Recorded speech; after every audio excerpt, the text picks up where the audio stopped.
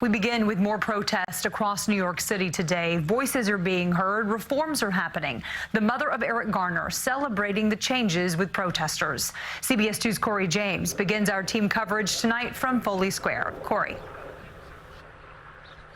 And Jessica, over 30 organized protests have happened throughout the city today. The first one starting as early as 6 o'clock this morning, but this one happening right now, right here at Foley Square. These marchers, they marched all the way from Washington Square Park right here to Foley Square, and it's one of many demonstrations that will happen throughout the night, with many people still calling for police reform.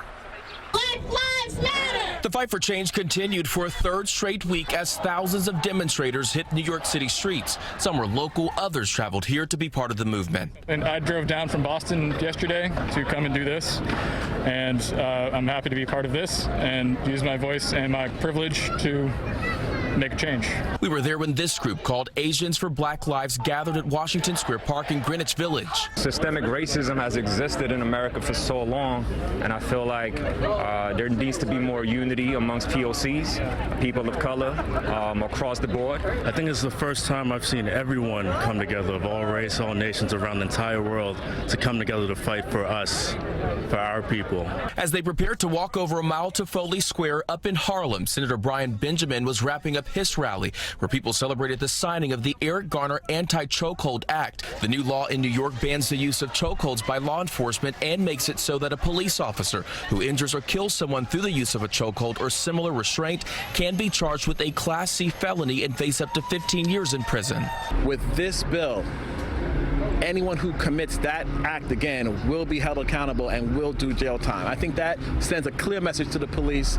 Let's have fairness, and you treat everybody the same. Garner's mom says she is happy this change finally happened. This is a form of justice. That's right. It's a step in the right direction. Yes. And some protesters say their continued efforts will not stop until more work is done.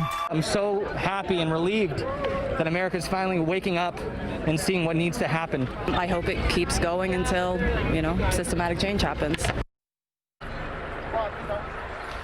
And right here live, you can see this caravan of NYPD vehicles getting ready to leave this area. It's unclear if they were actually monitoring this specific location because of additional protesters that you might be able to see over here. You can hear some of the folks clapping and people on bikes, some folks also holding signs. But what we do know so far is that there have been a number of protests, organized protests throughout the city, and so far they have been peaceful.